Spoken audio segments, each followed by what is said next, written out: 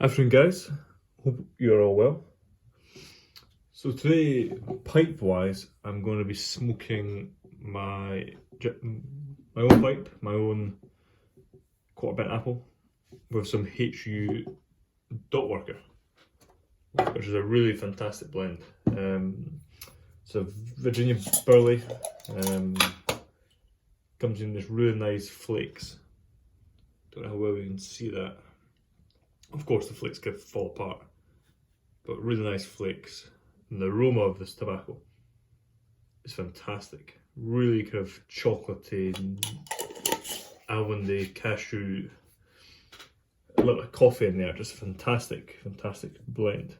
And one that's interesting to me because I never used to really enjoy burleys. I found that a lot of burley is really harsh and kind of quite unpleasant. But I suppose it's all down to the quality of the tobacco, and kind of what suits. Okay, so and kind of what blends suit you.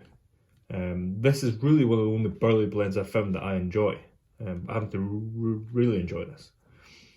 And kind of the premise of today's topic is kind of the accessibility of your favorite blends and some blends in general.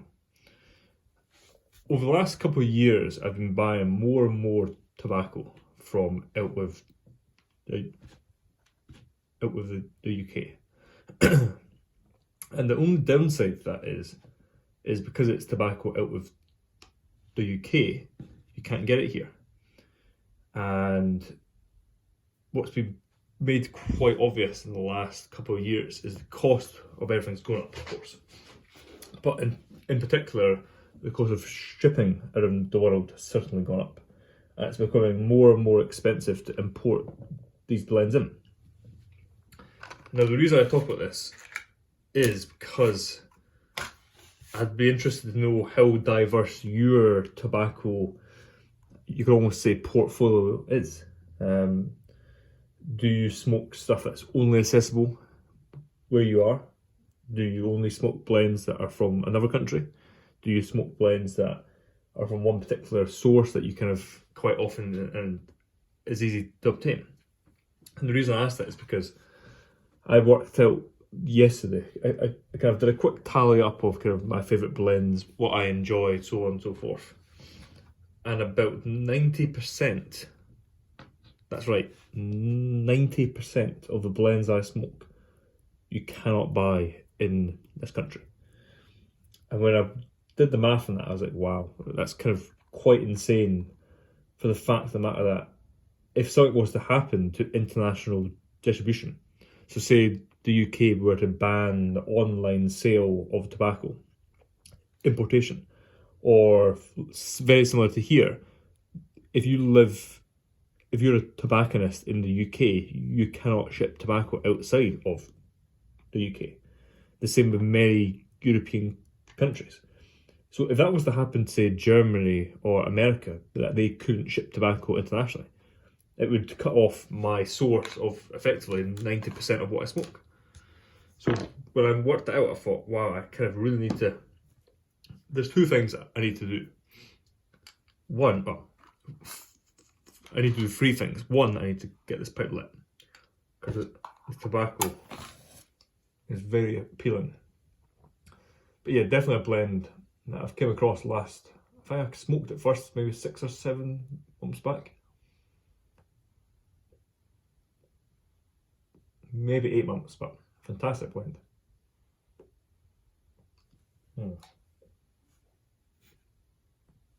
But yeah, so that was the first point.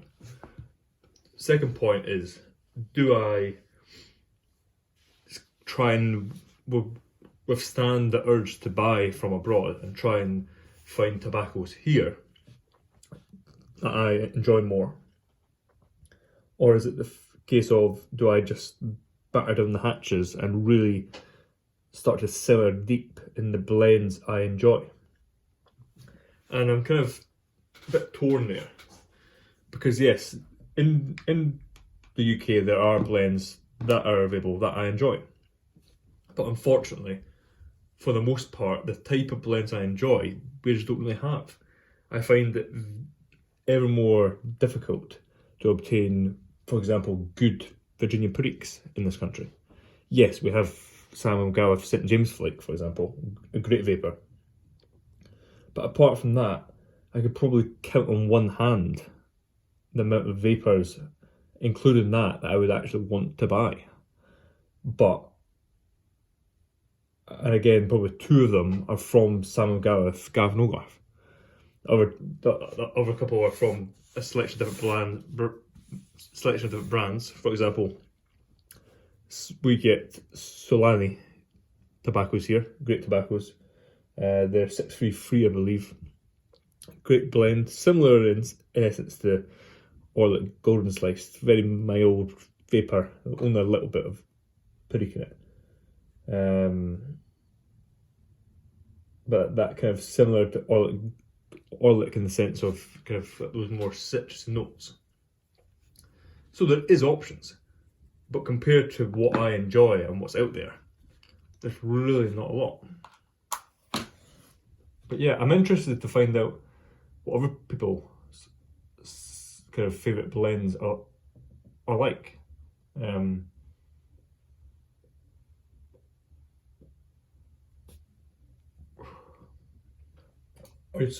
Are you guys in the same boat as me? If you're from the UK, do you buy a lot of your tobacco from abroad, and kind of if those sources and the availability of that were to go, how would that affect you?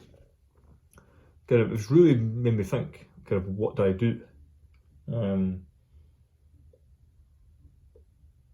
Of course, in the short term, I'm going to continue to buy the blends I love and enjoy for as long as I can. But I kind of emphasise short term because you have no idea what will happen. I would say the US market is fairly simmed in terms of shipping internationally. I can't see that going away anytime soon, I don't think. But in terms of Germany, where I source a lot of my German tobaccos, for example, HU Dot Worker and all the HU blends that I enjoy, it is very possible that in the very near future that Germany would cease the exportation of tobacco, as have many other EU countries, for example Denmark. They have done. They won't ship any tobacco outside of Denmark. The UK, for a good few years, you're not able to export tobacco outside of the country. So kind of all it takes is a slight bit of policy change in Germany for that to be one of my two avenues of the blends I love to go. Well, the other downside to that, I imagine, is because so many blends are sold in the US and made from Germany, I imagine the kind of the exportation of some of those blends might get a little bit trickier. Of course, because it's going through official distribution channels and it's not getting sold privately, it's kind of imported by a company. That shouldn't be affected, but I imagine there will if Germany were to in place the same rules and laws as other countries, there would probably be some form of added cost, I would imagine.